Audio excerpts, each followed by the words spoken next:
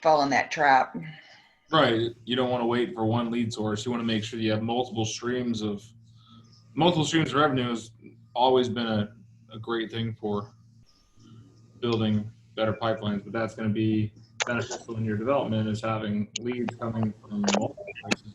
You do a great job with the Facebook leads. Give that up. Just want to continue to convert and get those to grow into the best fashion you can.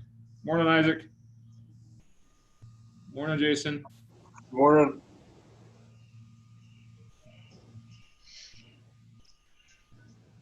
Yeah, and then thinking about trying to reach sellers, because that's very critical right now with the low inventory. I've got a ton of buyers from the Facebook leads that are, down the pipeline in different stages. And then my one question is, well, that's good, but where am I going to find the houses for them? So, as the inventory keeps dwindling away. So in my neighborhood, there's a lot of people who've lived here for 30, 40 years. Yeah. And they're some of them are widow and widowers, and what makes it hard now, people are concerned, and rightly so, about even trying to move into a retirement facility because of the COVID-19 issues. So they're pretty much hunkered down in their home bunker and not leaving or seeing the light of day, which is also not too healthy emotionally. So that's what I'm hearing a lot from the people I'm contacting. It's just a really bad situation right now. And most of the people I'm calling, they're in their 80s. So still living at home alone and relying on family members or neighbors to drop them off things. So I dropped off four big quarts of goat yogurt, and I'm going to try it because my neighbor actually loves it. And I just dropped it off on their porch, and didn't see them or anything there, but at least I was able to do that for them. So. Well, that's nice. Come from contribution, come from care. You're going to build a stakehold in that person's life, and then even if they don't move on to, better land at some retirement community, then they live out their days in their house, and you've been their friend and advocate. When that time comes, the family has no reason not to utilize your skill set. You've solidified yourself in their family, and that's what it's all about. Yeah. You guys have heard me say before, I don't want to sell just one house. I want to sell them all. Yeah. I don't want to just be part of one transaction. I want to be part of all of them. I want to do everything I possibly can do to be that person's person for life. I think that's what I've been thinking about and actually praying about. How can I help more people? What can I do? And if that turns into down the road into business, that's great. But the most important focus is, what can I do now to help the people around me? Right. You have such a big heart, Teresa. It's wonderful. Oh, I think we all do. We all do, Robin. So it's there. Sometimes we just let life get in the way of getting back to the basics and what's important. So. That's true. Good morning, Emily. Hello, Miss Nicole. Hello, Melissa. Good morning, Bella. Hello, Eileen. Hello, Tess. Hello. Everyone's looking bright and shiny this morning. Hello. Must be Tuesday. I see some purple shirts. I found one in my closet, yes. I like it. For those of you who have not heard about Purple Shirt Tuesday or don't just pay attention to me for the last week, or the last few months every week, I enjoy purples on Tuesdays. Well, guys, I was walking in this morning and it struck me that we haven't talked about objection handling in a while. We haven't done some simple one-line objection handlers And since we're going to start getting into more conversations beyond care calls, and we're going to actually start generating some leads and getting some interest, how are we going to handle it? Painfully. Yes, Tess, you're absolutely right. This is going to be painful. I've had a couple of those this week. I have no idea why people fill out their information, give me their address. I'm not their address, but their name and email, and then when I contact them, their answer is stop. I'm not interested. Leave me alone. I'm like, okay, sorry. I was under the understanding you wanted more information is the reason you gave me your info, but that's okay. Have a great day. This will be opportunity number one. This is the first of our series today, I guess. Okay. We will talk about how to handle that situation. Anyone have a nice word track that you've used in the situation where you got a lead and not responding? Ooh, pick me.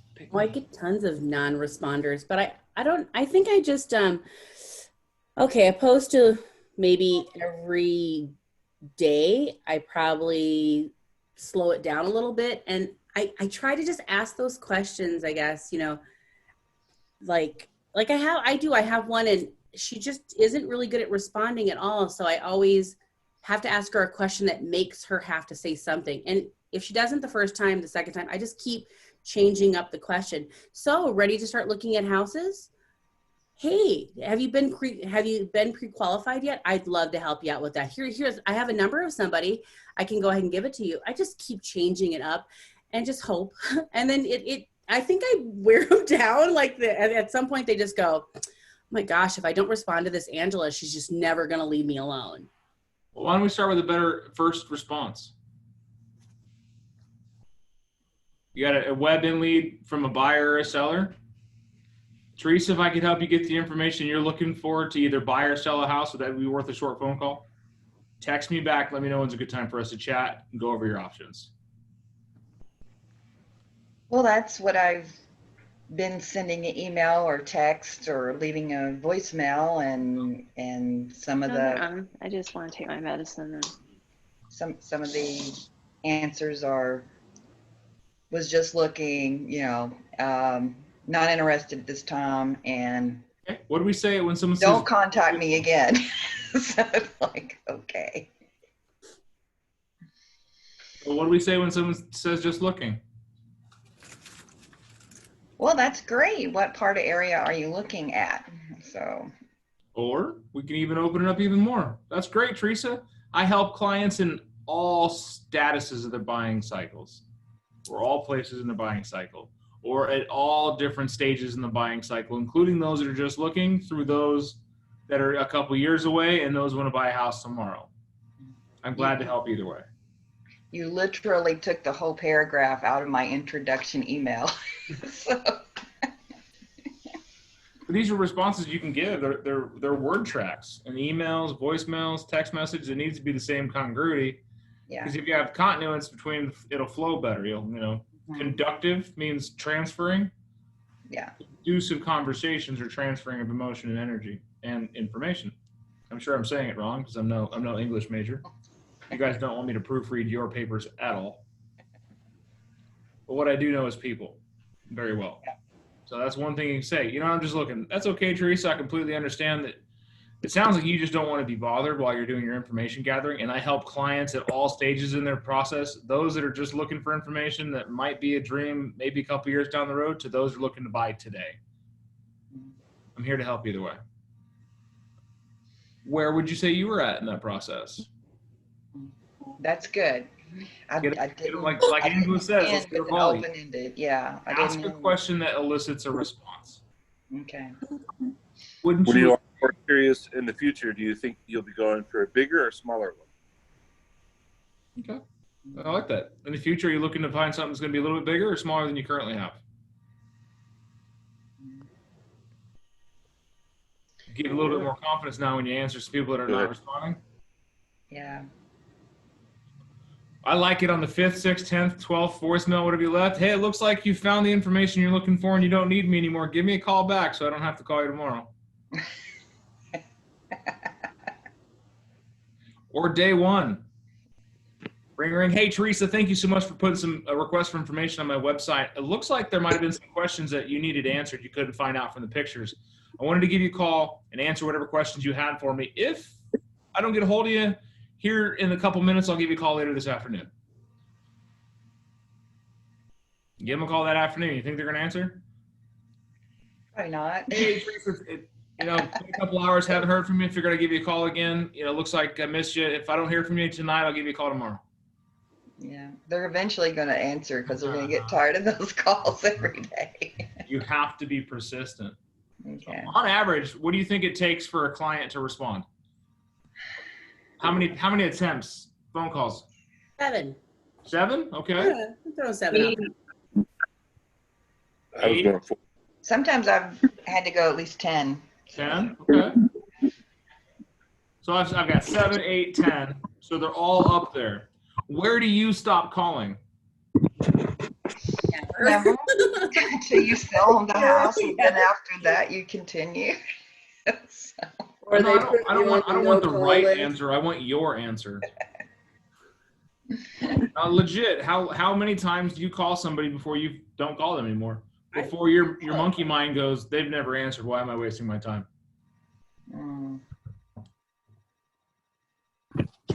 That was 31 days.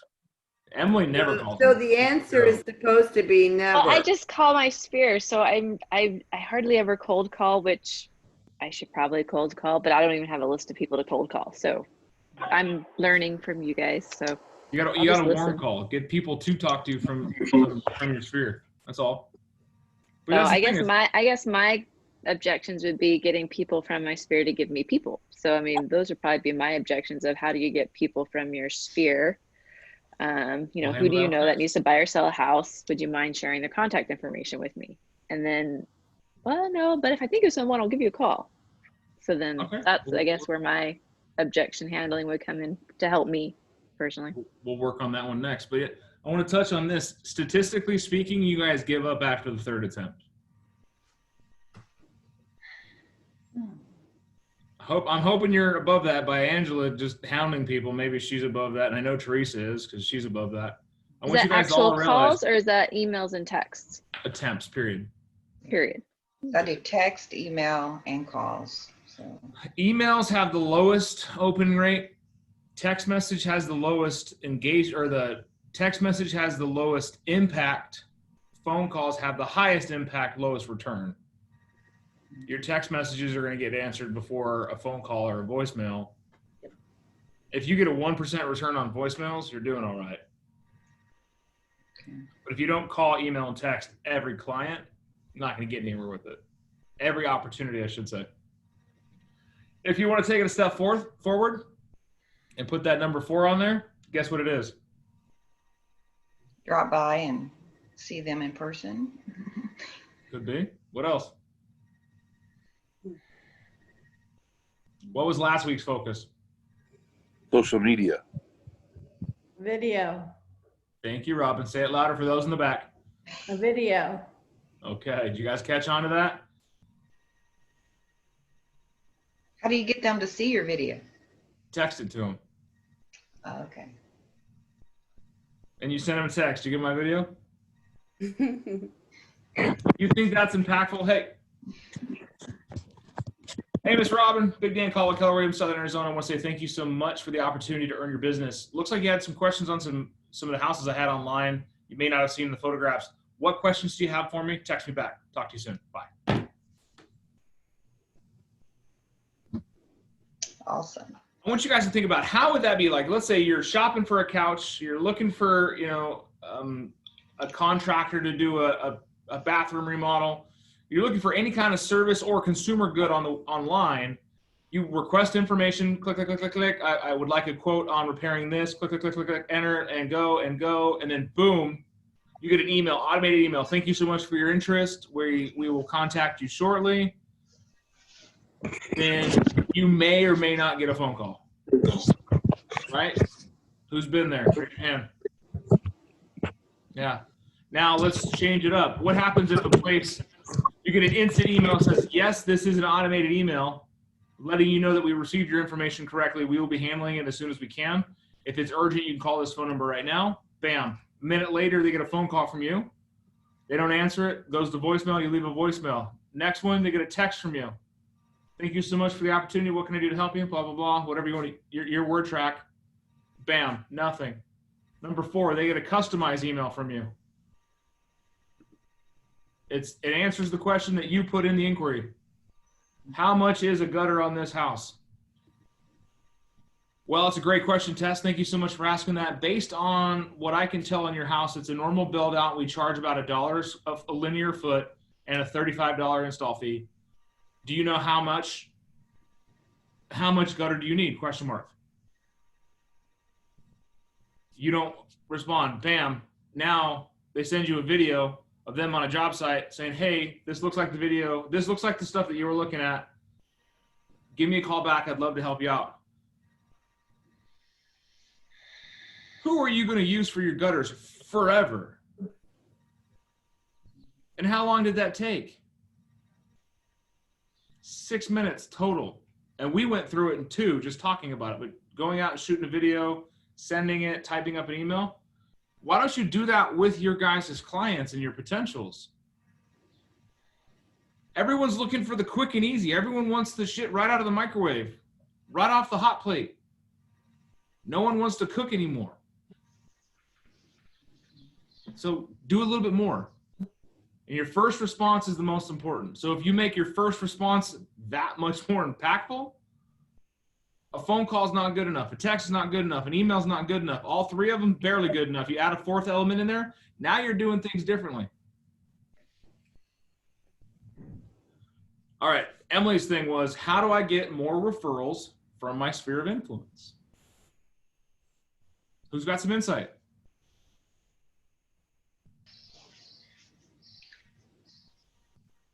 I was thinking about the people I'm calling here in my neighborhood and letting them know I've only lived here about a year, and I'm reaching out to see how I can help you, and if you know of anyone that are thinking about buying or selling, I'd really appreciate it, especially since I'm, your new neighbor. It's kind of like asking them for a favor. Because I'm new and also I'm helping them. I want you guys to remember one sentence. Write this down. Can you do me a small favor? Or could you do me a small favor? However your word tracks go. Would you do me a small favor? Mm-hmm. That sentence in itself opens up their brain to be receptive. Because who doesn't like doing favors? Deep down inside, every one of you does. I know it. I've seen it. You're awesome people. That's why you're at Keller Williams Agents. You're amazing. You're the best of the best. The cream of the crop. There is no better. Hey, Robin, could you do me a favor? How's that sound? Versus, hey, Robin, could you do me a small favor? Now she's all, I can do small favors. I got some time.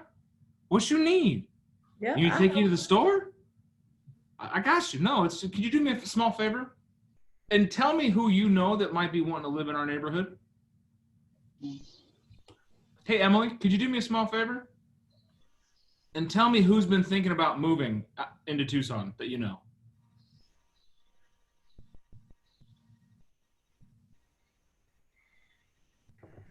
Who have you talked to lately that's been thinking about getting a bigger house? If you're talking to somebody that you know is kind of bursting at the seams, don't ask them, hey, you thinking about buying a new house? No. Who do you know that's thinking about getting a bigger home? Now you have allowed them the opportunity to tag in. You're like, you know what? I don't really know anyone. My husband and I were thinking about getting a bigger house. It's funny you ask. How many times have you heard that in your life, Emily? Yeah, you got business coming out the ears, and I know you do. I know your numbers. And it only happens when you ask for business. And it's funny, you're like, You know what? It's actually funny that you ask. Oh, it's so strange. You're a realtor. I was looking for one. Or my husband and I are looking for this. Or my wife and I are looking for that. It's funny you asked. But if you come directly with them, are you looking to buy or sell a house? Do you or somebody that you know and love suffer from mesothelioma? It's the same intent, right? I just want to make sure you guys are paying attention. Cut the shit out of myself with my clipper this morning. It hurts. So, You clip that's the that? thing. Could you do me a small favor? Who do you know that's been thinking about moving into our neighborhood, Teresa? Will you talk about that? Into our neighborhood. Yeah. Yeah. Jason, could you do me a small favor? And tell me who you know that's been thinking about getting a smaller house. Moving closer to Tucson, moving further away from town, wanting to get some property. When you make it a little bit more specific, you're going to trigger a creative nodule in the brain that makes them start thinking and recalling situations. When you said for like, where do you want to eat? I don't know. Tell me what you're hungry for.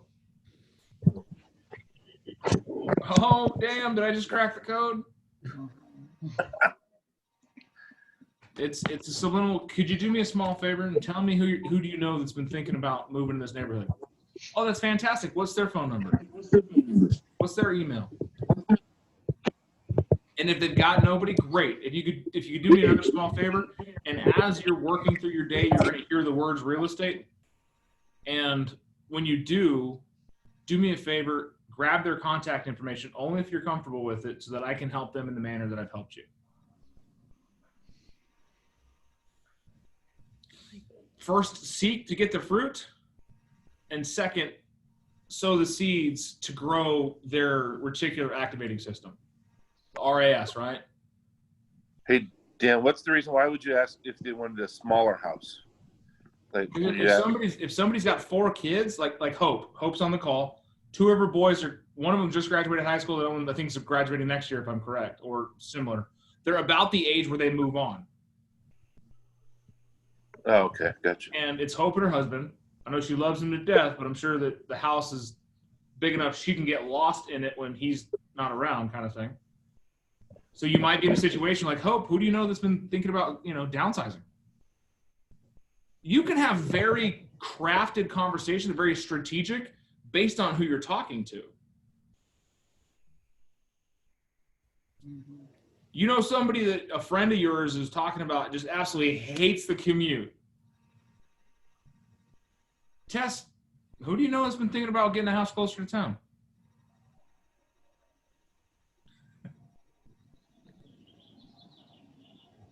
Right? All right, Emily, give it a shot. Ring, ring.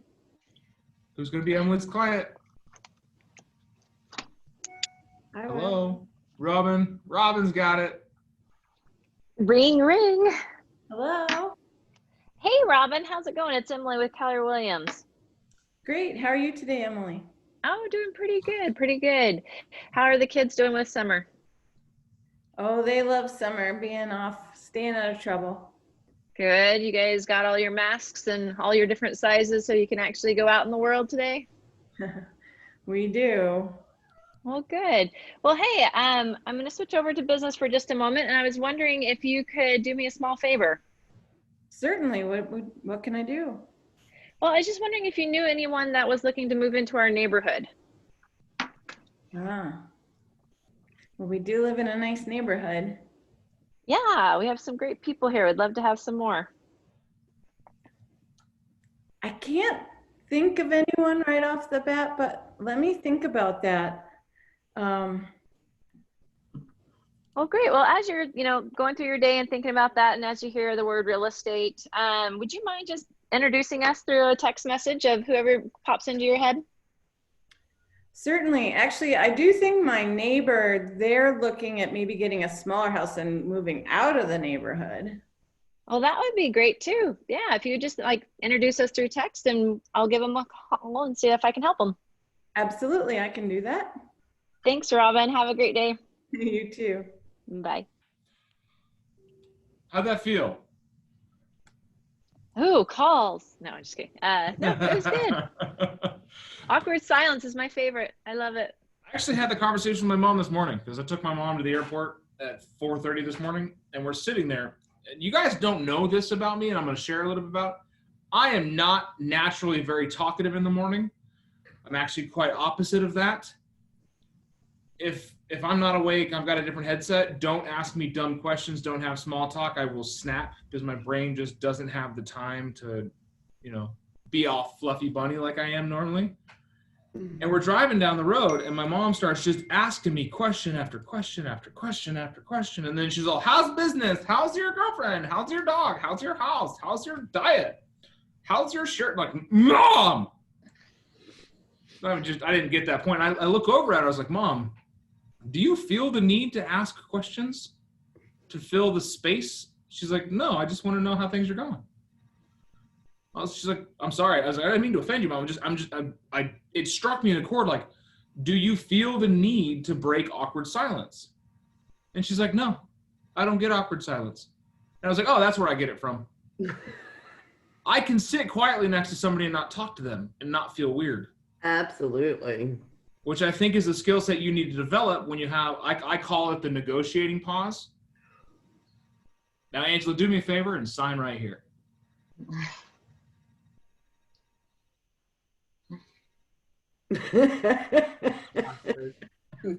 And she just got awkward. I didn't. She's like, oh, crap. I don't know what I'm doing. I got to sign this. Ugh.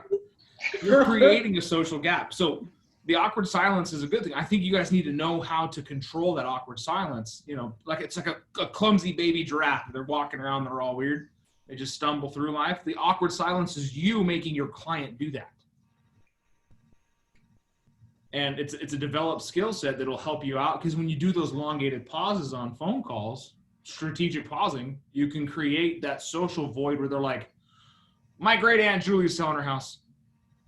Fantastic. So I'm glad Emily brought up the awkward pausing. You guys have I hope you guys get the chance to actually hang out with Emily and join her one of the career development or her growth committee meetings, like join her on the Zooms. She's not awkward at all. She thinks she is, but she doesn't see as many agents as I do. When is that? So check on our 1KWSA calendar. We do it every month. It's usually the second Tuesday of the month. Yeah, second Tuesday of the month. Like around 11 or 1 or something around there. I don't know. They ask me every month what time it is, and I'm like, pick a time. Oh, I remember seeing it. You said the growth committee? Yes. Growth. You guys are welcome to join all of our committees. Just come be a part of them. The only one you can't access is the FPC, which is financial planning, which is invite only. I've only ever been in two of them, sorry.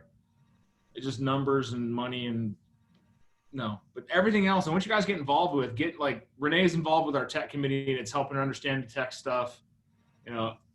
Myself and Jason Carlton do our career development stuff. I do this every morning because of the career and development committee. We wanted to do something that helped our agents out on a daily basis. So Big Dan has been doing scripts and role play for nearly a year now. It's only recently we've been doing a lot of Zoom stuff to help you guys out. So I digress. Sorry. Back to the scripting. When you're asking for the referrals and stuff like that, having a little bit of awkward silence is a good thing. So you can create that natural void where they want to fill it in. It's super common for you to be like, if you don't, it's okay. If you don't know someone, it's okay. It's fine. It's whatever. It's okay. Because you're trying to make it easy. You're trying to make it comfortable and smooth the conversation. Resist the temptation to answer the question you asked.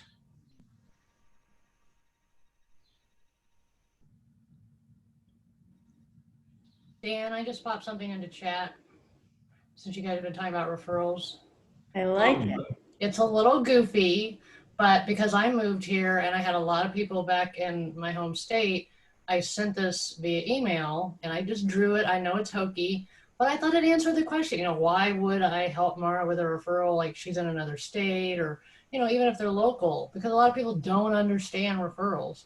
So I made this goofy little cartoony guy and I put it in a newsletter and people opened it, but I'm just, throwing it out there as an idea. I love that. I absolutely love that. Oh. I've said it once, I'll say it 1,000 times. If you do not embrace the goofiness of this business, you will not make it. I got to see Mara dance once during a script class because she got all excited and danced. It was an open house thing. Oh, we all did now. Woo! Guys, find excitement, find the joy. Find the reason why you're doing the things you're doing and use that as your anchor. Ask yourself every morning, whose life am I going to change today? Right?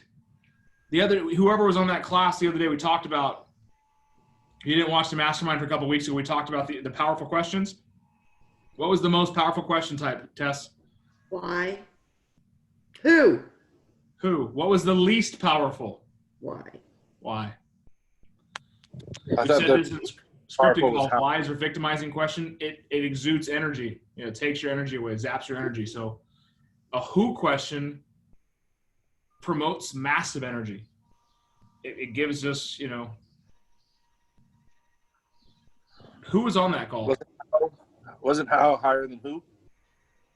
It's yeah. Who, and then what is also very powerful. Yeah. Who, what, how, why. Mhm. That's why we ask, who do you know? There it is. Emily's got her notes out. So, yes. So I have a question on, Jason had asked earlier, what kind of people or what kind of situation might be downsizing. And I've come across, of course, because of my age, several of my peers are losing spouses. And so they're looking, but how do you bridge that? That's like a really hard thing. And then to say like, I'm an opportunist. Oh, well then you probably are going to be looking for a smaller house. I mean, no, you know what I'm saying? One way How to do you look at it is to bridge right that? size. Use the word right size. We want to right size. There's a whole class that Danny Roth and Teresa Barnaby offered, the designated real estate consultant. And that was a whole thing on helping older people figure out if they could stay in their home, age in place, but they're calling it right sizing because people may get older, they could actually buy a bigger home, but they might want to buy a smaller one. But with our aging demographic, that's going to be a huge deal. And that's why Danny Roth created that whole course. I like that. I would love to take that course. Use right size. Okay, there we go. Well, I've heard that term for lots of years. But I was more addressing like, how do you go, okay, so somebody you're speaking with, whether it's a friend or just an acquaintance or whatever, and you hear that they've lost their spouse, how do you broach the subject with sensitivity? Tess, I'm really sorry to hear that. This is some really heavy news, and I can only imagine what you're going through right now. If ever you need anything, let me know. I mean, during times like this, I've had clients in the past that have been forced to sell their house. And I want you to know that if you find yourself in that situation, I want to make sure that I make it as easy as possible for you. You're going through enough.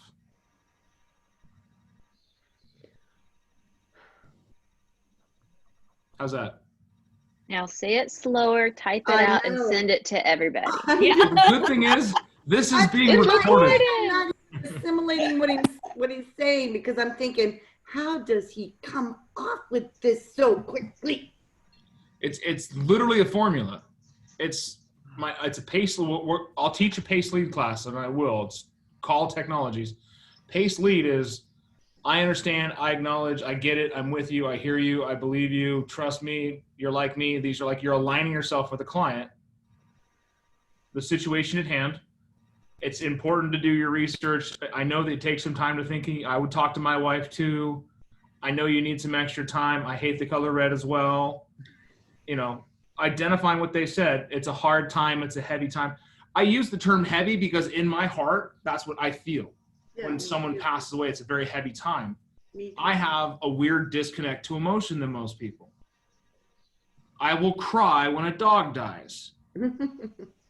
I've had family members pass away and it didn't hit me for years. But it's just, for me, it's a heavy emotion, not a sad emotion. Because sadness is not teach. So when I talk about that, it's a very heavy thing. Because I just, like I said, align myself with that person. Tess, I completely understand what you're going through right now. I have been part of this. It's an extremely heavy situation, and I'm sorry that you have to go through it. I want you to know you're not alone. Align yourself. Now, bring up the opportunity.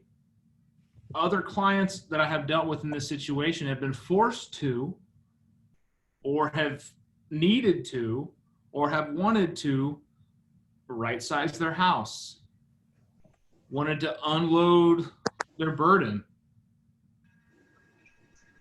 And I want you to know, if that ever comes, to pass, if that opportunity ever arises, or if you're ever faced with that situation, there's different ways of putting there. Then I want you to know I will make it as smooth and as easy as I can for you. And then close it out. You're dealing with enough already.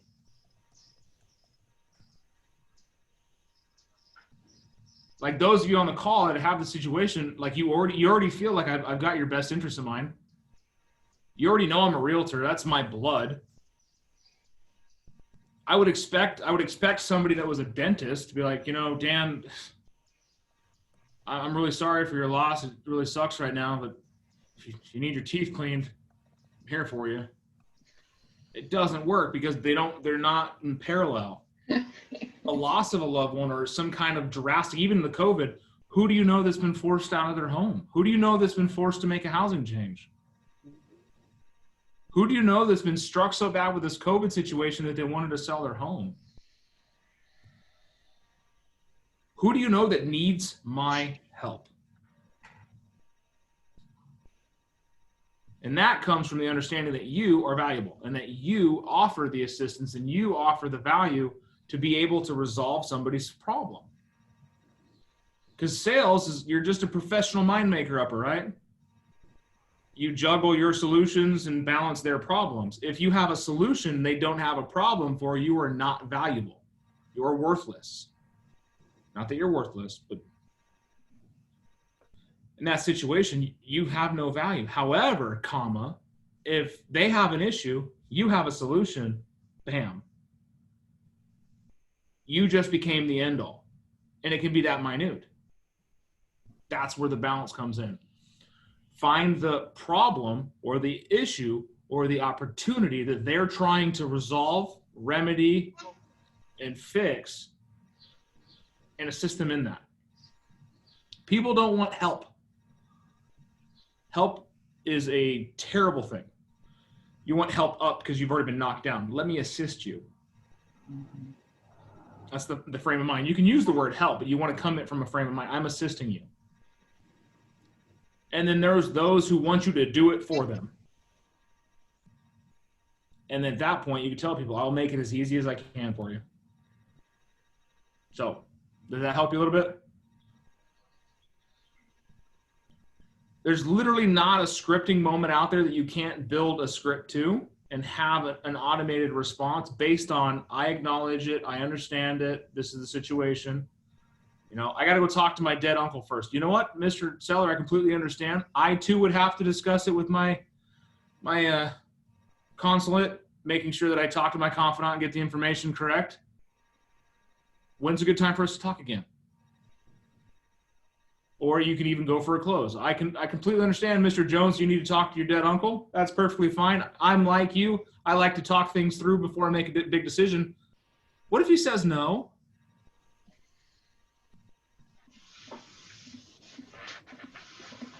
So there's a slew of things. And this whole week, I want to focus on objections. I want to do a week at a time where to focus on a topic. And I think this week's going to be objections. So today, we went a lot longer than I expected, but we talked about how to handle I'm just looking and the no response. And how are we going to do that, Teresa?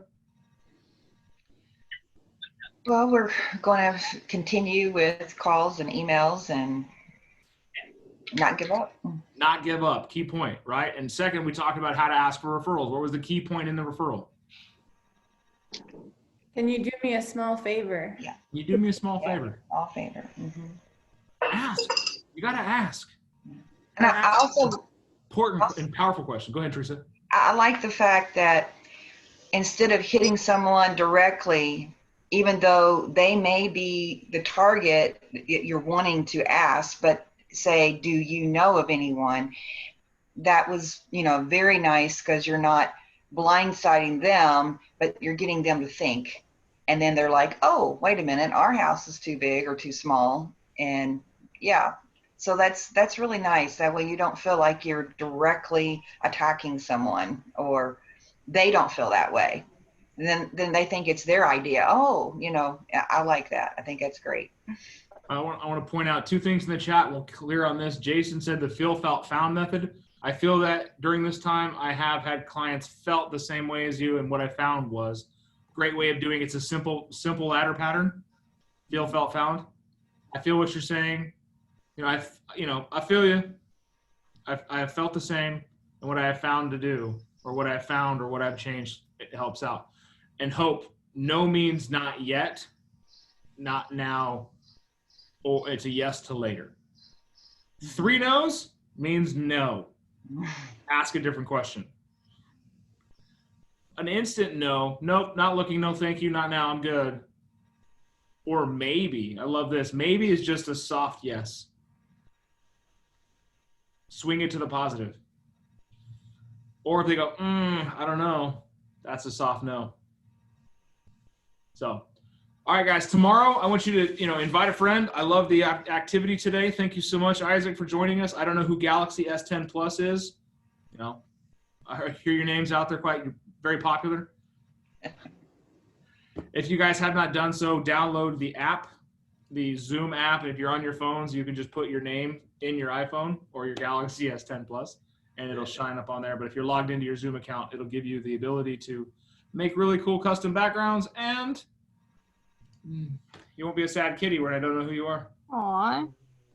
Dan, Happy Purple Shirt Tuesday. Have a blessed day.